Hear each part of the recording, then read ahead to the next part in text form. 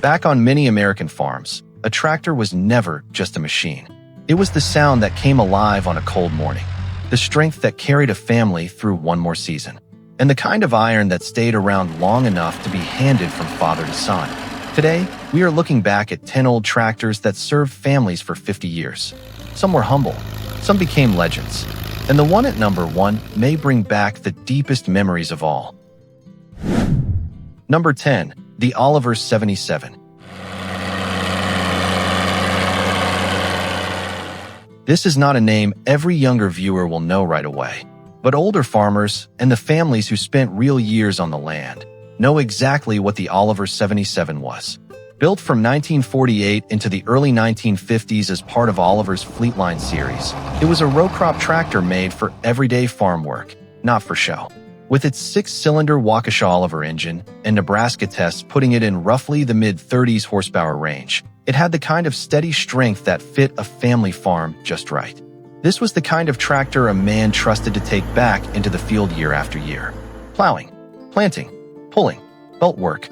It earned its place by being useful again and again. It had a solid frame, a strong mechanical feel, and very little about it felt delicate. The Oliver 77 came from a generation that valued things built to last. For many families, it was not the most famous tractor they ever owned, but it was one they could never quite part with. It reminded them of a father, a first plowed field, or a season when money was tight, and that old machine still helped carry the load. You can almost picture one now, parked beside an old barn, with worn paint, oily bolts, and a tired seat, and somehow still ready to start. And if the Oliver 77 is the kind of tractor best remembered by the people who truly lived with it, the next one will feel even more familiar on small American family farms. Number 9. The John Deere Model M. Not every family farm needed a giant tractor. A lot of smaller American farms needed something practical, something dependable, and something that fit the work without costing more than the farm could afford. That is exactly where the John Deere Model M found its place. Built from 1947 to 1952 at Deere's Dubuque, Iowa, factory, the Model M was a compact utility tractor with a 2-cylinder gasoline engine of about 100.5 cubic inches, rated at around 22 horsepower. It became one of Deere's most important small tractors of the post-war years. And with Deere's Touch-O-Matic hydraulic system, it became even more useful for the kind of daily work small farms depended on. That is the reason it stayed with so many families for so long. It was easy to use, easy to maintain, and easy to pass down from one generation to the next. Nebraska testing recorded about 20.45 belt horsepower. That was enough for the steady, everyday work many small farms asked of it. It carried that familiar John Deere feeling. For many older viewers, those green and yellow colors still bring back barns, fence rows, feed lots, and long mornings that started before sunrise. The Model M was small, yes, but it was trusted. And on a family farm, trust matters more than flash. But if the Model M was the small, faithful friend of the farm, the tractor at number 8 was the one many families remembered as the true all-around workhorse. Number 8. The International Harvester 1066. This is the point where the list starts to feel bigger. The International Harvester 1066 brought real big farm power. But for many families, it also became part of the memory of the farm itself. Built from 1971 to 1976, the 1066 was a row crop tractor from IH's 66 series. It used a turbocharged International Harvester DT 414 diesel engine. Nebraska testing showed roughly 106 drawbar horsepower and about 126 PTO horsepower. That was serious strength for a family farm that was growing and asking more from a single machine. That is the reason the 1066 stayed with so many families for so long. A lot of older tractors were replaced because they became too limited, but the 1066 often stayed because it still had real work left in it. Even after newer tractors arrived, many families kept one around for tillage, hauling, and other demanding jobs. With 2- or 4-wheel drive options, power steering, hydraulic brakes, and available cab equipment, it had the kind of design that kept it useful year after year. It looked strong. It sounded strong.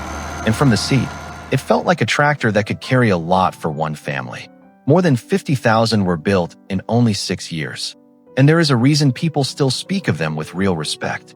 And if the 1066 represented the growing strength of the American family farm, the next tractor was loved for something different, a humbler kind of usefulness that still leaves a mark. Number 7. The Oliver 1650. Now this is the kind of tractor real farm people remember a little differently.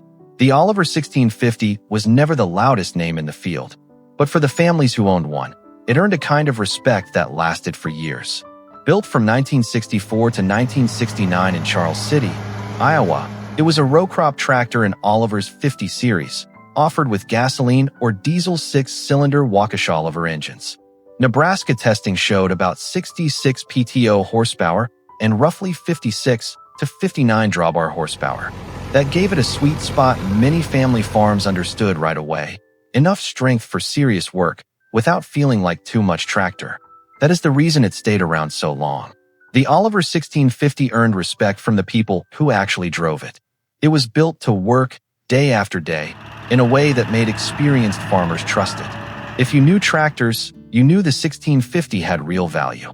And that quiet reputation is part of why it still means something today. The second reason was balance.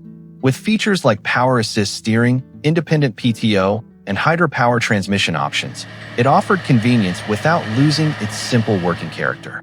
And the third reason may matter most of all.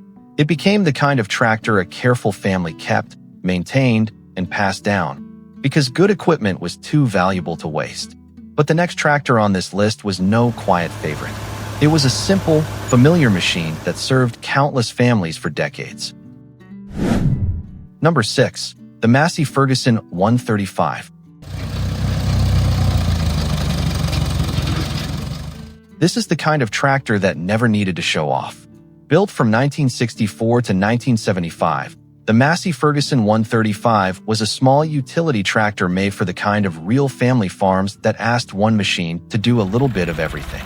Most people remember it with the Perkins AD 3.152 3-cylinder diesel, though gasoline versions were available too. It was rated at about 45.5 engine horsepower. Nebraska testing showed roughly 37.8 PTO horsepower and about 33 drawbar horsepower. Those were never giant numbers. But that was never the reason people respected this tractor. They respected it because it was useful, dependable, and easy to live with. That is the reason it could stay with one family for 50 years. And for a farmer, that kind of trust matters more than shiny paint ever will. It is about turning the key on a cold morning, hearing the engine come to life, and knowing the tractor is ready to go to work. With two-wheel drive, manual steering with optional power steering, mechanical drum brakes, an open operator station, and straightforward transmission choices, the MF 135 was built with plain, honest mechanical sense. That made it easier to maintain and easier to keep in the family. That is one of the real secrets behind old tractors that last. The Massey Ferguson 135 was quiet reliability on 4 wheels. And if the MF 135 was the picture of quiet endurance, the tractor at number 5 brings back the look and feel of classic rural America even more clearly. Number 5. The Allis-Chalmers WD and WD45. If you want to picture classic rural America, this is one of the tractors that takes you there in a hurry.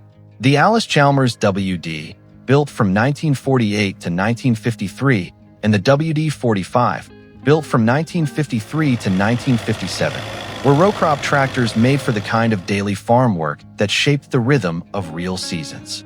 The WD used a 4-cylinder, 201 cubic inch engine. The WD45 moved up to a 226 cubic inch four-cylinder gasoline engine. Nebraska testing showed about 30 drawbar horsepower for the WD and nearly 39.5 drawbar horsepower for the WD45. That extra pull put the WD45 into the 4-plow class. And for a growing family farm, that meant something. That is the reason these tractors stayed with families so long. They were built for the work that came back every year. Spring plowing, summer haying, fall hauling. They were part of everyday farm life. One look at an old Alice by the barn, faded orange paint, dust across the hood, a little oil around the engine, and a lot of older farmers are carried right back to the Midwest. Hayfields, corn rows, warm evening light, and the steady sound of the engine while the whole family kept moving. That is more than machinery. That is memory. These tractors lasted because they still made sense. But as strong as the Allis-Chalmers story is, the next tractor is one that can stir up personal memories for thousands of American families just by hearing the name. Number 4. The Farmall M. For many Americans, Farmall Red is not just a color. It is pride. Built from 1939 to 1954, the Farmall M became one of the most important tractors ever to wear Farmall Red. It was a row crop machine with an International Harvester C248 four-cylinder engine, rated at about 38 engine horsepower. Nebraska testing showed roughly 30.6 drawbar horsepower, along with about 34.8 to 36.1 horsepower at the belt or PTO. That was enough strength for 3 14-inch plows. And on a family farm, that meant real capability. That is the reason it stayed with so many families for so long.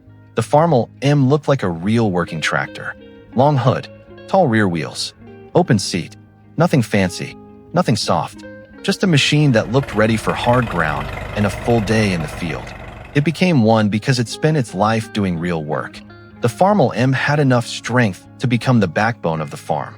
It could plow, pull, run belt equipment, and keep proving itself through season after season. That is why tractors like this did not leave the farm quickly. They kept earning their keep.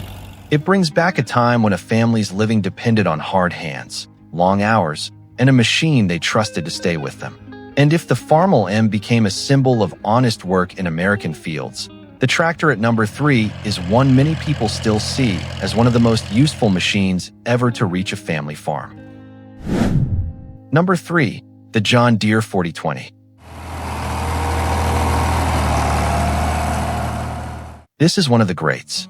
Built from 1964 to 1972, right in the heart of Deere's new generation era, the John Deere 4020 became, for many American farmers, the very definition of dependable power. It was offered in row crop and standard versions, with gasoline, diesel, and LP gas engines. But for most families, the diesel is the one they remember. With its 6-cylinder John Deere diesel engine, the 4020 delivered the kind of strength that made a real difference on a working farm. Nebraska testing showed about 91 PTO horsepower and 84 drawbar horsepower. For its time, that was serious power, enough for heavy field work, but still perfectly suited to a family farm. That is the reason it stayed with families for so long. The 4020 could do nearly everything, and it did it with a kind of steady confidence farmers trusted. Planting, haying, tillage, chore work. It kept showing up for the jobs that had to get done. A lot of tractors get replaced when families outgrow them, but the 4020 often stayed because people did not want to give it up. With its 8-speed synchro-range transmission and power shift available as an option, it offered a rare mix of power, comfort, and ease of use that helped it stay useful long after newer models arrived.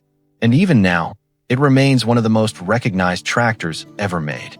And even though the John Deere 4020 is a legend beyond argument, the final 2 tractors on this list reach family memory in an even deeper way. Number 2. The Farmall H. This is one of those tractors that feels less like a machine and more like part of the family itself. Built from 1939 to 1954, the Farmall H was a row crop tractor powered by International Harvester's 4-cylinder C152 engine. Nebraska testing showed about 24.17 drawbar horsepower and 26.20 belt horsepower. That gave it the kind of steady, dependable strength that made it a trusted 2-plow tractor on the farms that carried America through hard years and better ones. More than 390,000 were built. And that helps explain why the Farmall H became such a familiar sight across rural America. That is the reason it stayed with families so long. It was everywhere. The Farmall H became so common on family farms that it almost became part of the scenery. With its simple mechanical layout, sliding gear transmission, and sturdy construction, it could be repaired, maintained, and sent back out to work again and again. And that matters. The simpler a tractor is, the longer it usually stays. It stayed in people's memory. You can picture a father in the seat, a boy riding along, or that same tractor sitting through winter, then heading back into the field when spring finally came. For a lot of families, this was a piece of life itself. And if the Farmall H carried the spirit of the American family farm, as well as almost any tractor ever built, the number one tractor is the one that still makes people smile and say, "Yep, we had one just like that." Number 1. The Ford 8N. This may be the deepest memory on the whole list. Built from 1947 to 1952, the Ford 8N became one of the best-known tractors ever to live on an American family farm. It was a simple utility tractor with an open design, a 4-speed transmission, and a 4-cylinder Ford engine of about 120 cubic inches. Nebraska testing showed about 21.95 drawbar horsepower and 23.24 PTO horsepower. That was never giant power, but for thousands of ordinary farm families, it was enough. And sometimes, enough is exactly what people remember most. That is the reason the 8N stayed with families for so long. It fit real life. Its size, affordability, and versatility made it a natural fit for everyday family life. The 8N was simple enough that almost anybody could understand it, repair it, and keep it going. With Ford's improved hydraulic system, position control, and the familiar 3-point hitch design from the N series, it stayed practical in ways that lasted for generations. The Ford 8N became the picture of a hand-me-down tractor. For many American families, it was the machine Grandpa used, Dad fixed, and the kids still remember climbing onto when they were small. You can still picture one now, inside an old barn, under a lean-to roof, faded red and gray, worn smooth by years of use, and somehow still feeling like part of the family. Some tractors lasted a long time, but a few became part of the family story, and that is why the Ford 8N still means so much to so many people. Looking back at these old tractors, what stays with you is not just the steel, the engines, or the passing years. It is the memory of cold mornings, long harvest days, rough hands on the wheel, and a family leaning on one faithful machine to keep going. That is why these tractors are still remembered. If your family had a tractor like that, share its name in the comments. Because one memory like that can take all of us back to an American farm that time never fully erased.